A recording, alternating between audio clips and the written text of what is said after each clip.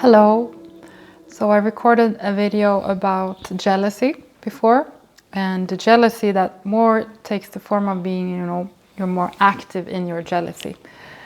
The fear is about not being chosen, and then you make a lot of things, take a lot of steps to make sure you are chosen all the time. So you're trying to control your partner, and you're forcing your worthiness on the other one. You're forcing so that you can feel like you're chosen all the time, but it never satisfies you because actually since you are forcing it, so you're controlling to be chosen, and then you never get the experience of someone actually choosing you without you doing anything.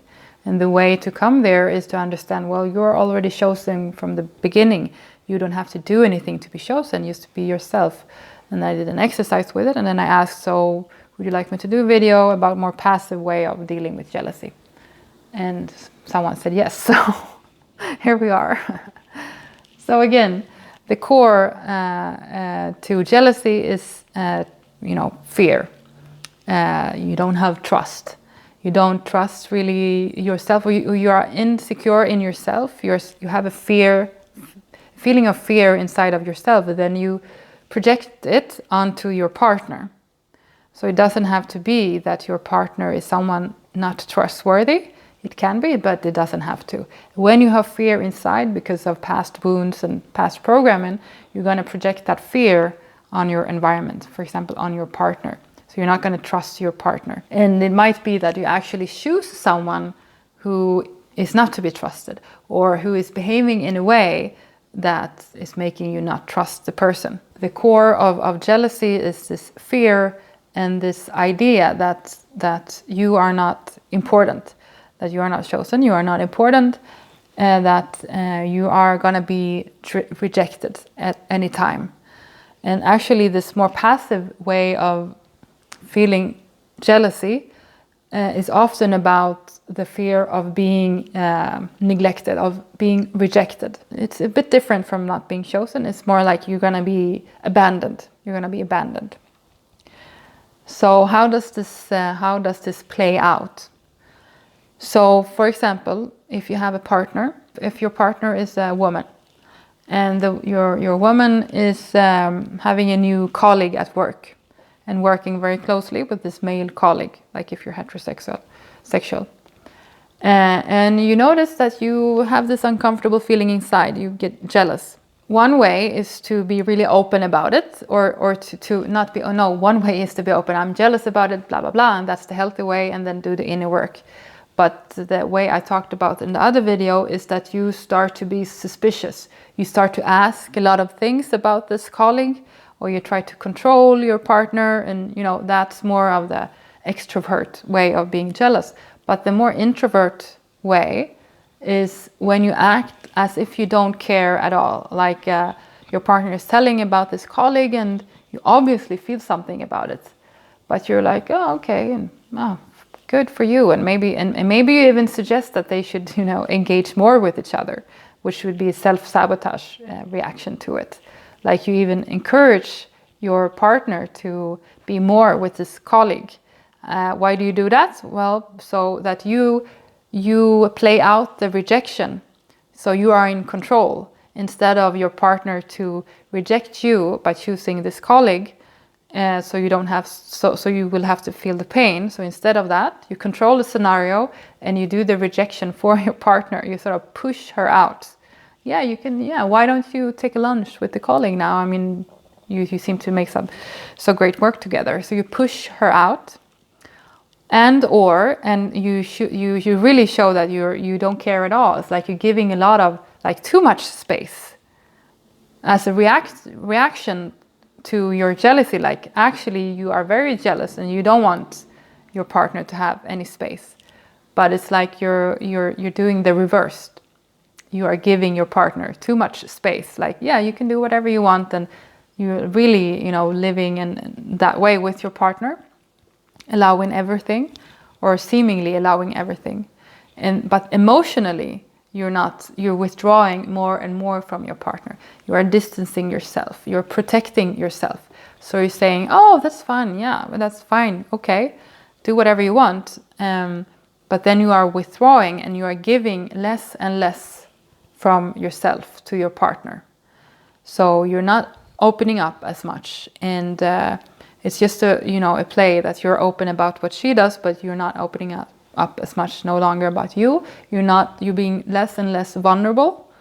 So you totally go into this more protective mode, passive protective mode, where you don't show any feelings at all as a reaction to your jealousy or your fear of abandonment. So actually what you do, you abandon the relationship first to protect you from a sudden abandonment that you imagine will happen because you don't trust the relationship.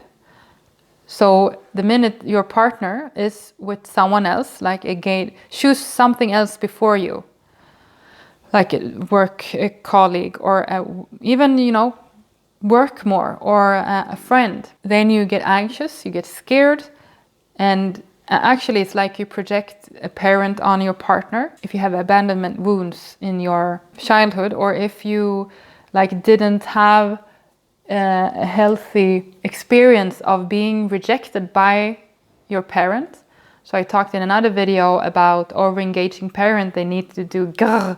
They need to, like a dog, reject their child in a safe environment, in a safe way, but reject the child so the child can be on their own. If you didn't have this experience, for example, if your mother was very unavailable and you were clingy all the time, or the mother was very available and actually you were overprotected, and then you didn't get the experience of being abandoned in a safe way, then when you're an adult and you meet a partner, and that partner first, you're in love and everything, it's your union and everything is just you, but then real life starts and the partner starts to work or starts to have friends and real life is coming in.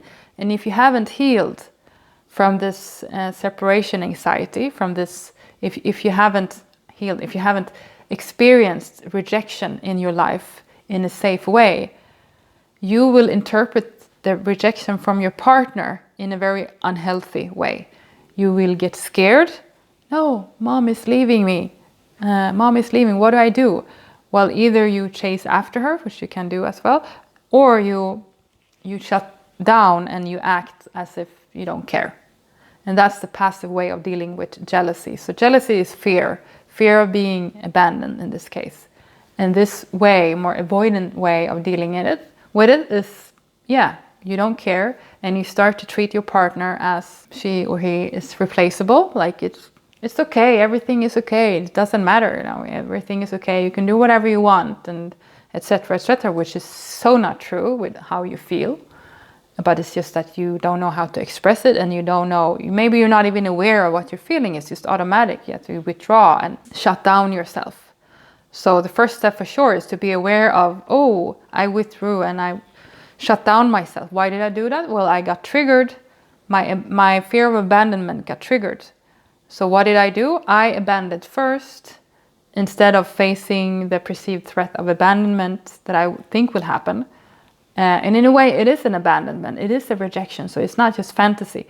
It is a rejection. It's just that it could be perceived as a safe rejection, as a normal rejection, as a part of life rejection. To be rejected is a normal, healthy part of life. You cannot be the one all the time, or you cannot be, in physical or mental union all the time with someone. Not with your mom, not with your dad, and not with your partner. So I'm saying, if you didn't get the separation early on, you won't be able to deal with it healthy when you are an adult in a relationship. You will interpret a rejection or separation as something deeply existential, like you're gonna die, like you're gonna be left alone, basically, which is not. It's just that there is temporary disconnection.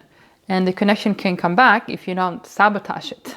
The problem is that when someone disconnects from us and we don't know how to deal with it, then as a way to deal with it with sabotage, we make the disconnection worse, so that what we fear will happen will actually happen. There will be an abandonment. There will be a separation. So other than detaching and distancing ourselves, if we have this passive way of dealing with jealousy, it's also common that you maybe start to see problems And you give the partner a lot of space, but you start to see a lot of problems and critique. So the anger, say, or the fear comes out with critique instead. Critique of the partner. Why? It's a way to pushing her away. It's a way to push her away. So that you are in control of the abandonment. And so it doesn't happen to you just like that. You, like when you were a kid, when mom just disappeared without, you didn't understand why, and you weren't prepared for it, etc. Or she never disappeared, so you didn't get the experience of this space of alone in a safer environment.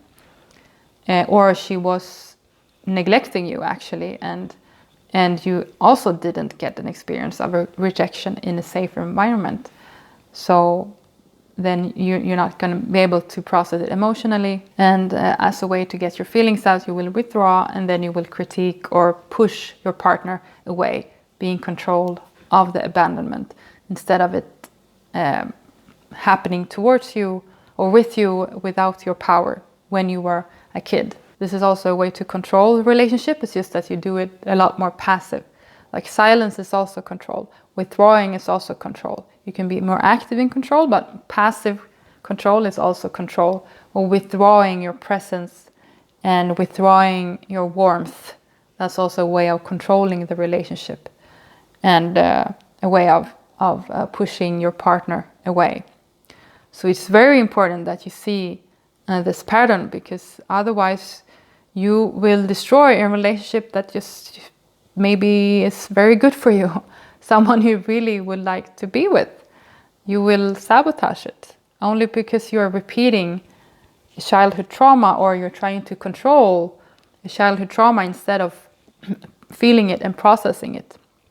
So you're playing it out through control by withdrawal and being critical and giving too much space, instead of feeling your emotions about rejection, being aware of it, feeling the emotions, feeling the fear, but knowing that rejection is a healthy, normal part of a relationship and of life, and it doesn't mean that I am abandoned right now, as I felt when I was a kid, or I was scared to feel that when I was a kid.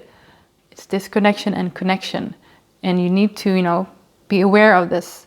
Talk with yourself in dialogue. Talk with the jealous part and the fear underneath. Yeah, I know you're scared to be abandoned, but I am here with you. You are not abandoned, and there might be disconnection from the external world every now and then.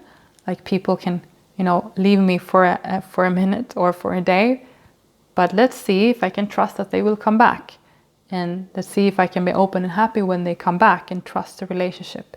The more conscious you are about this, you will be able to stay with what you're feeling when you get jealous a lot more, instead of engaging in defense. And when you stay with what you're feeling, you're able to process the fear instead of going to defense, and maybe talking openly to your partner about it, or do the exercise that I recorded before, so that you can start to take care of this scared part of you that is scared to not be chosen, to be left alone, so you can heal in it. So signs that you are actually jealous of your partner, and you are jealous in a passive way, is that you notice that you don't feel the same for your partner. You more feel negative things for your partner. You withdraw more. You are more criticizing. So instead of seeing that as a truth, or as there is something wrong with your partner, just first take the round to think about, why am I reacting this way?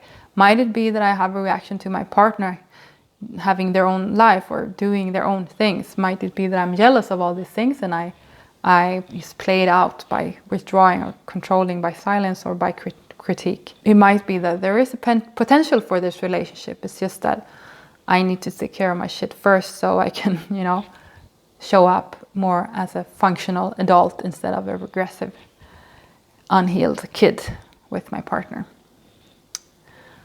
So I hope this was helpful. It gave some thoughts about another kind of jealousy for you. And please do the exercise about jealousy if that helps you. And comment if this was something you liked or not. And yeah, choose yourself. Don't abandon yourself. Stay with yourself. And have a good day with yourself.